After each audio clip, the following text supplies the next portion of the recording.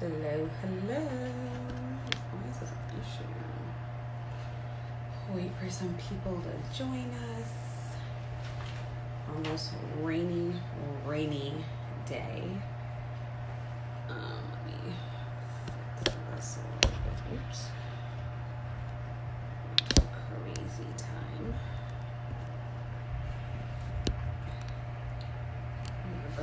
Stand thing. Hello, Mr. Salazar's classroom. That's better. I think so. What's up?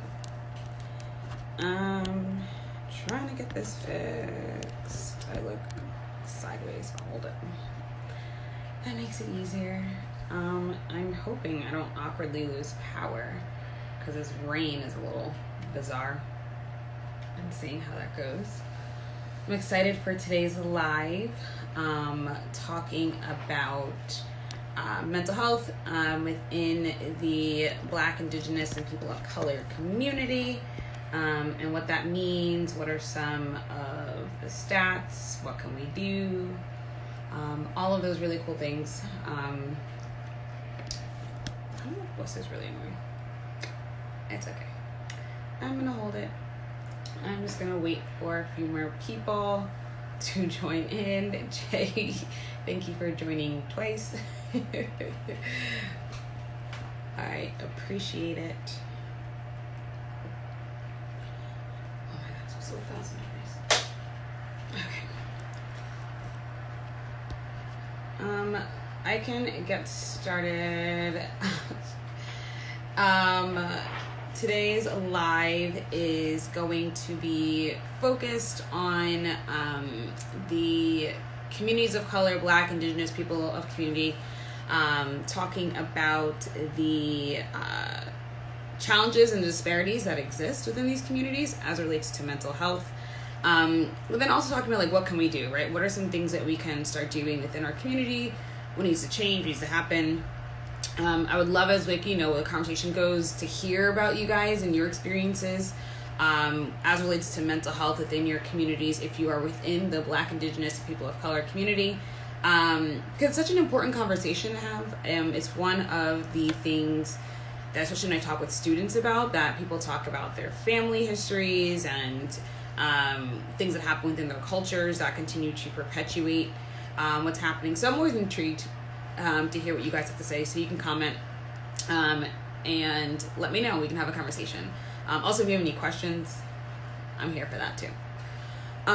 So I was looking today at the APA, the American Psychiatric Association, and they outlined, like, all the information about mental health within these communities. It's gonna fall. It's okay. I'll hold it. Cool. So some interesting, like, stats that jump out, right? That ethnic/racial minorities often bear a disproportionate high burden of disability resulting from mental disorders, which are always interesting in thinking as to, like, the history and the context. So the past few weeks, I was doing some talks about mental health in the Black community, and in particular within the Black community, being able to recognize how the disparities or the misinformation stems from slavery, where from 1848 they were saying that Blacks were immune to mental illness, and that was because they tied, in order to have a mental illness you had to have something, and Black slaves didn't have anything, so that's how it started from 1848 as to what was going on. That Blacks were immune to mental illness. And then as time went on, when they would see slaves that were, in solitude or to themselves, or they didn't want to engage, they were just creating all these different disorders, which essentially now would be considered depressed because they were slaves. But also how they would see, like, welts that would come up on their bodies, and they would say that it's because of that condition, instead of recognizing they were coming from, like, beatings and whippings and things like that, which are leading to the welts. So when you talk about, like, mental health, especially within the Black community, and recognizing just, like, how far back that, like, the misinformation starts, it makes sense to then think about where we are now.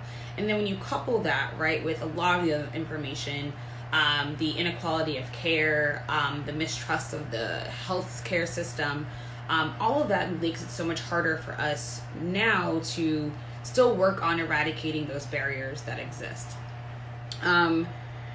So other stats. So although rates of depression are lower in Blacks and Hispanics than in whites, depression in Blacks and Hispanics is likely to be more persistent, which again I think is interesting. I think sometimes why we look at it that way, I think, is if we understand our community and what we go through, as to why, for example, depression would persist within the Black and Hispanic community, because one, we're probably not seeking treatment or getting the right treatment that we need as relates to depression, which is why it ends up being more persistent.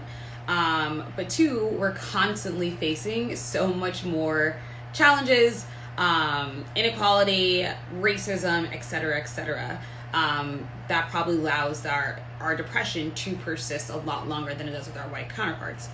Aren't they lower because the communities are less likely to be diagnosed? Maybe, right? But it's not always, it's not confirmed. I also don't know if it's that they're less likely to be diagnosed or they're misdiagnosed as well, right?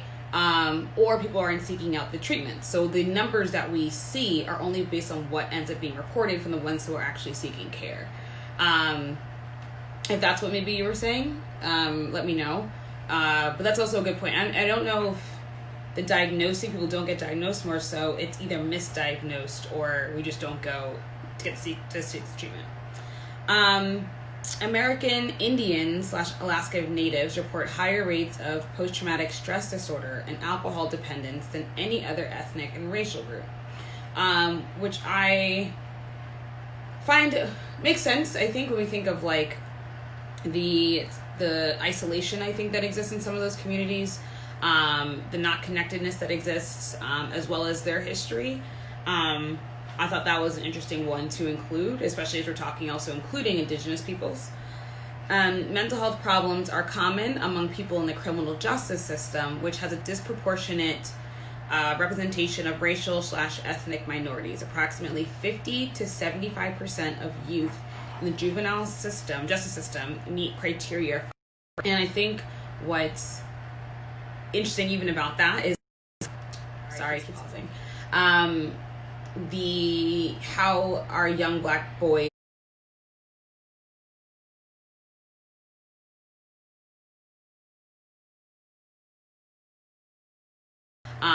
the not connectedness that exists, as well as their history. I thought that was an interesting one to include, especially as we're talking also including Indigenous peoples. Mental health problems are common among people in the criminal justice system, which has a disproportionate representation of racial / ethnic minorities. Approximately 50 to 75% of youth in the juvenile justice system meet criteria.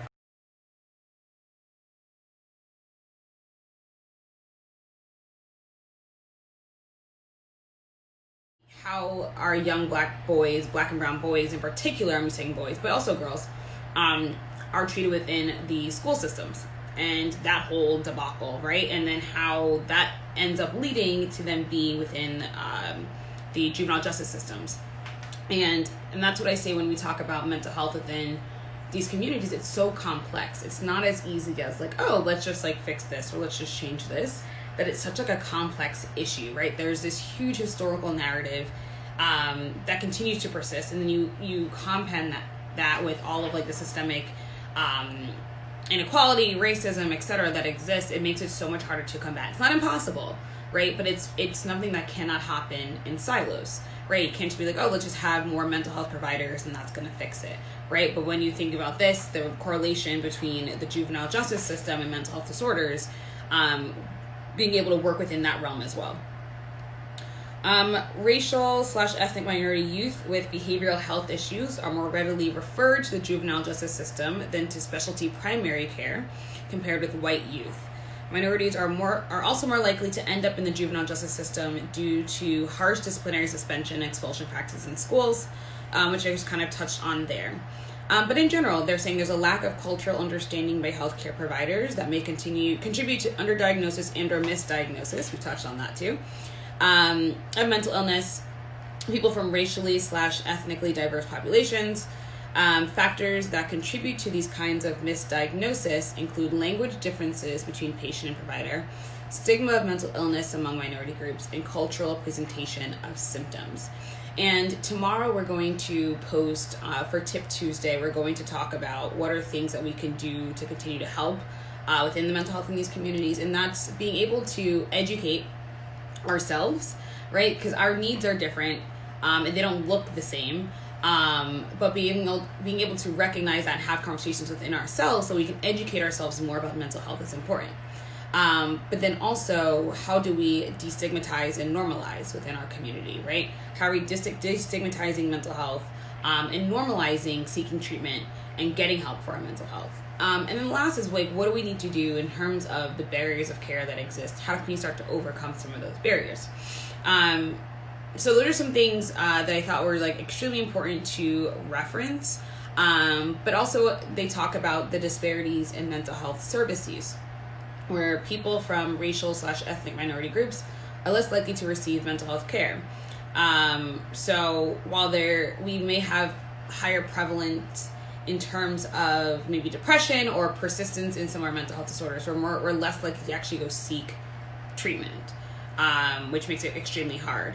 And what's interesting to also make note of is how different like men and women are in terms of seeking treatment. So when I think about even the work that I do, almost all of the students I work with who voluntarily sign up, a lot of my clients in private practice, overwhelmingly women.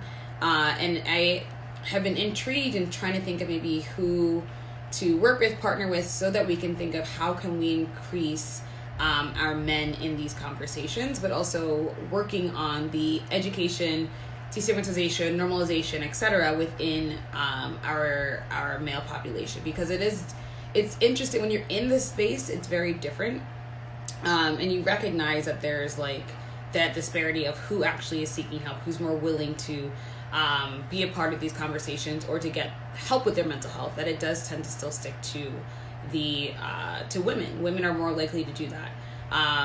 Again, filled with a whole bunch of different reasons, but I want to definitely do a lot more intentional work personally on how we can increase the men to be a part of mental health talks, men to be a part of destigmatization and normalization, especially within the Black, Indigenous, and people of color communities, because we think of things that continue to persist like toxic masculinity, or just narratives that continue to be prevalent within these communities. So what are we doing to include them so that they recognize that their mental health is important, and how can they feel more comfortable seeking support for their mental health?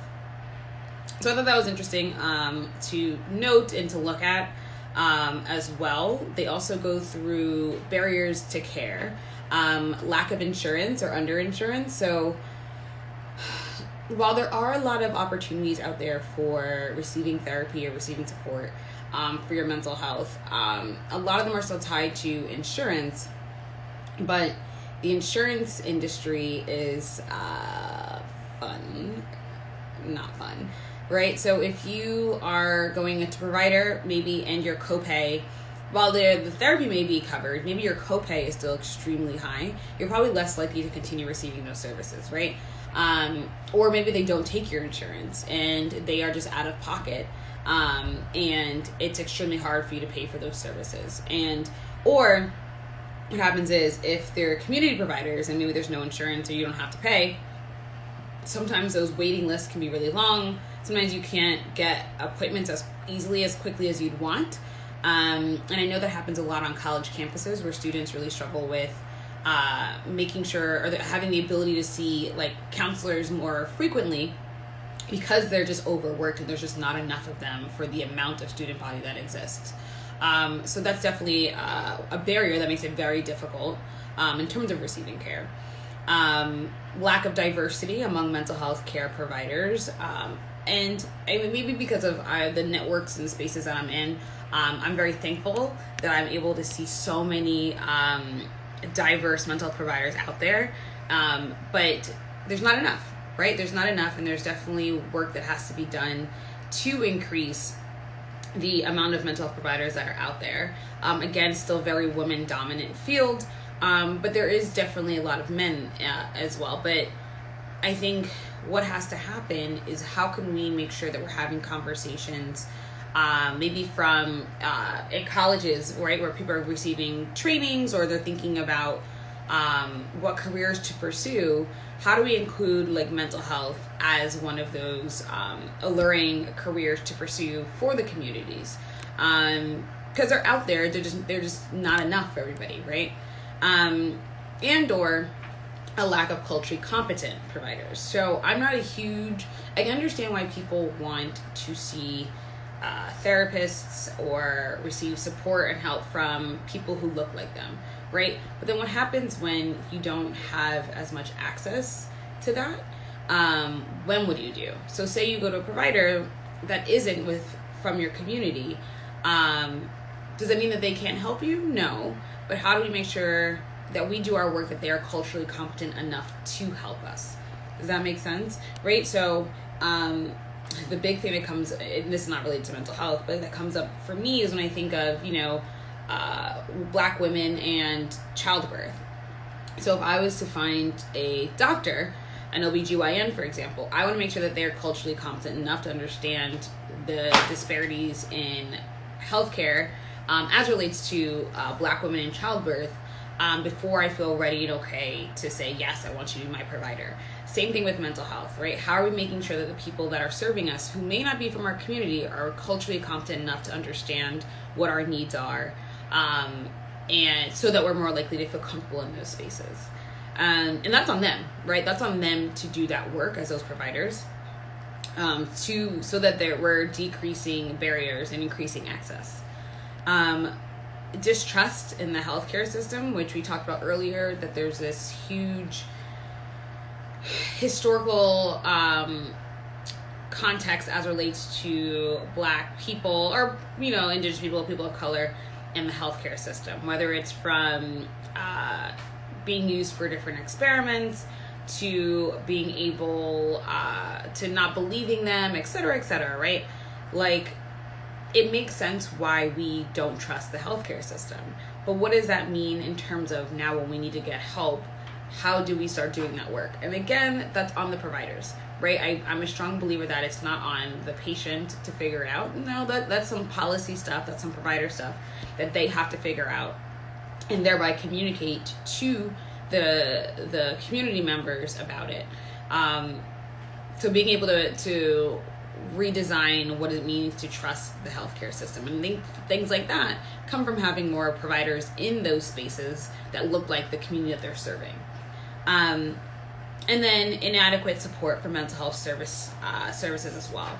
So those are just a quick review of some quick stats, as well as some barriers to care. As I mentioned, we're going to do throughout the week some information as to like what you guys can continue doing within these spaces, but it's important to recognize where we are and like where we're starting from, so that we continue to make really strong progress and really strong changes. It's not easy. It definitely does a lot of intentional work, but it's definitely worthwhile if we're going to start talking and thinking about what it means for us to make these changes within our community. I'm really excited. Especially for at the end of the week, where we are doing for our Feel Good Friday, we're going to highlight some really positive changes that are happening within the mental health community as relates to Black, Indigenous, and people of color. That is this month is about, right, is highlighting the issues that are rising right now, what exists right now, but then also what changes are happening and what does that look like. So I'm really excited for that. I hope you guys continue to follow us. If you're not on our newsletter, make sure you also subscribe to our newsletter because we send out more information there. And I'm just really excited to be a part of this work. I'm really excited to talk with you guys about this kind of stuff. And of course, as always, if you have any questions, feel free to write comments, slide in our DMs, or just reach out through email or anything other platforms to check in and let us know how you're doing. All right, well, hope you have a really good rest of your Monday, and we'll see you next week.